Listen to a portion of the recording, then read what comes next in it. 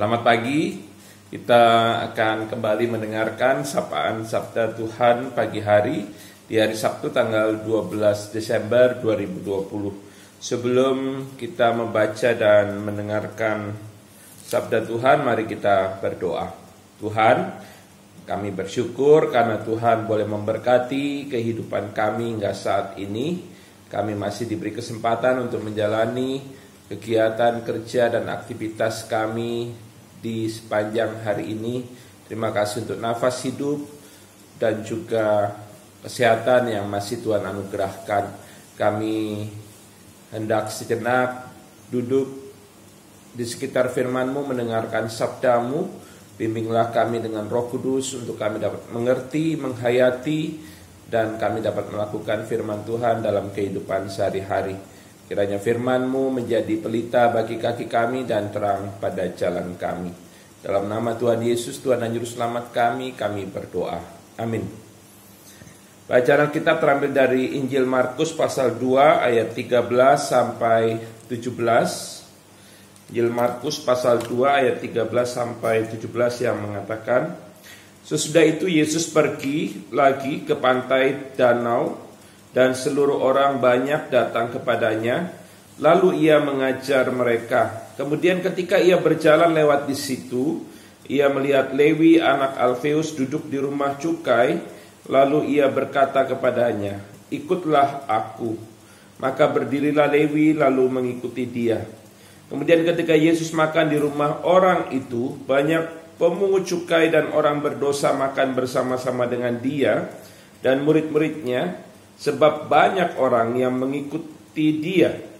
Pada waktu ahli-ahli Taurat dari golongan orang Farisi melihat bahwa ia makan dengan pemungut cukai dan orang berdosa itu, berkatalah mereka kepada murid-muridnya, mengapa ia makan bersama dengan pemungut cukai dan orang berdosa? Yesus mendengarnya dan berkata kepada mereka, bukan orang sehat yang memerlukan tabib, tapi orang sakit. Aku datang bukan untuk memanggil orang benar, melainkan orang berdosa. Yang berbahagia adalah mereka yang mendengarkan firman Tuhan dan menjadi pelaku firman Tuhan serta memeliharanya dalam kehidupan sehari-hari. Terpujilah Tuhan Yesus. Maranatha. Saudara-saudara yang dikasihi oleh Tuhan Yesus Kristus, penulis Injil Markus menceritakan tentang bergabungnya Lewi anak Alfeus menjadi murid Tuhan Yesus. Lewi anak Alfeus dikenal oleh orang Yahudi sebagai seorang pemungut cukai. Seorang pemungut cukai pada masa itu dianggap sebagai orang yang jahat dan berdosa karena mereka sering dianggap sebagai kaki tangan penjajah. Penjajah pada saat itu adalah Kekaisaran Romawi.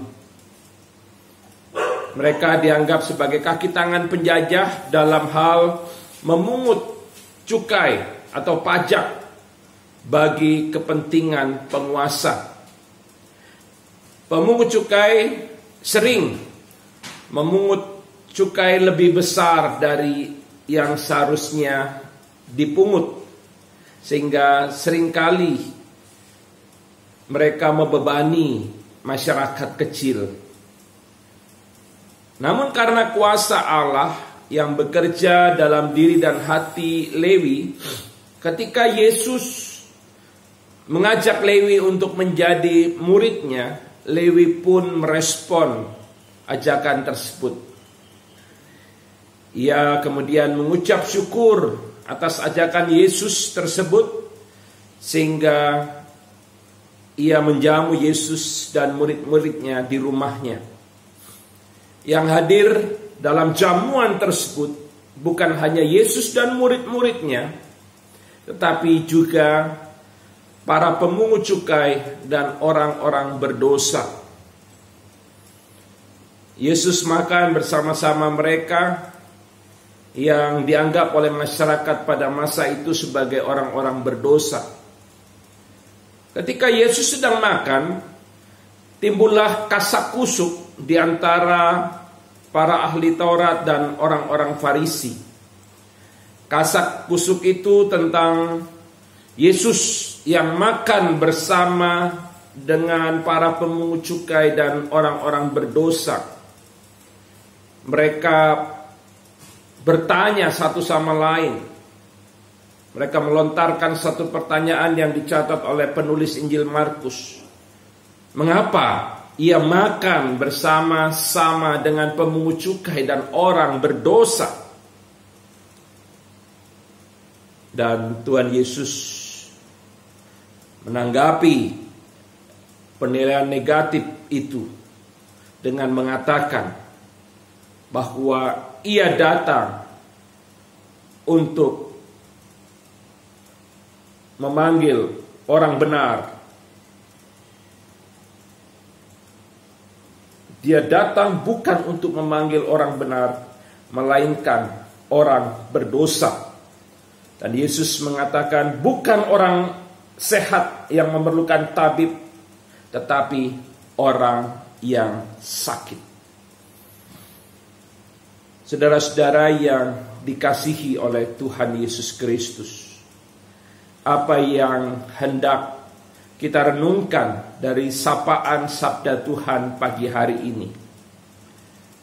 Saudaraku, betapa sering kita bertindak dan berlaku seperti para ahli Taurat dan orang-orang Farisi. Kita menghakimi orang lain. Kita menganggap bahwa kehidupan kita lebih benar, lebih suci daripada orang lain. Dan kita menganggap orang lain itu sebagai orang yang lebih busuk, lebih berdosa daripada diri kita. Kita harus menyadari ketika kita menghakimi orang lain sebagai orang yang berdosa dan kita menganggap diri kita paling benar, paling suci, maka sesungguhnya kita sudah bertindak lebih hebat daripada Tuhan. Saudara-saudara yang dikasihi oleh Tuhan, kita dipanggil dan diutus ke tengah dunia bukan untuk memusuhi, bukan untuk mengucilkan atau menjadi wakil Tuhan untuk menghukumi dan menghakimi orang-orang berdosa. Kita dipanggil dan diutus untuk menyatakan kasih setia Allah dalam kehidupan kita. Oleh karena itu, ketika kita bertemu dengan orang yang dianggap oleh orang lain atau sekelompok orang atau oleh masyarakat sebagai orang berdosa, maka yang harus kita lakukan adalah kita tetap menerima dan merangkul orang yang dianggap sebagai orang berdosa tersebut. Menerima dan merangkul bukan berarti membenarkan dan bersikap permisif terhadap dosa yang dilakukannya. Dosa yang dilakukannya tetap harus kita benci. Tetapi orangnya tidak boleh kita benci. Orangnya harus kita kasihi. Kita boleh menceritakan kasih setia dan rahmat Allah yang begitu besar bagi orang berdosa. Dan kita juga menunjukkan teladan hidup yang baik. Kita menyatakan bahwa Allah juga mengasihi orang yang berdosa dan mau kembali kepadanya, mau menerima kasih karunia dan rahmatnya.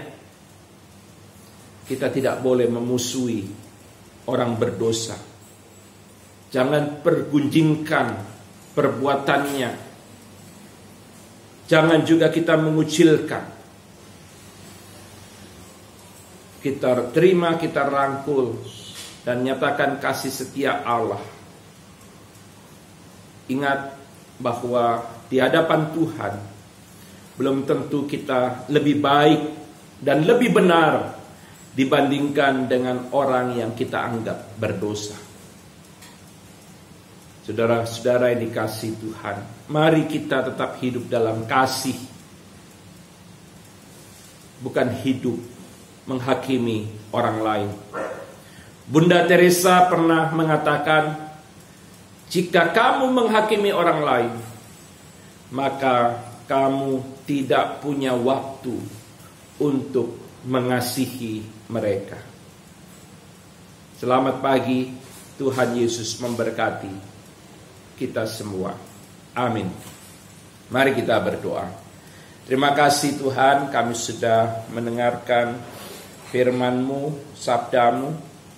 Bimbinglah kami dengan Roh Kudus untuk kami dapat menjadi pelaku firman Tuhan. Biarlah kami hidup bukan untuk menghakimi orang yang berdosa.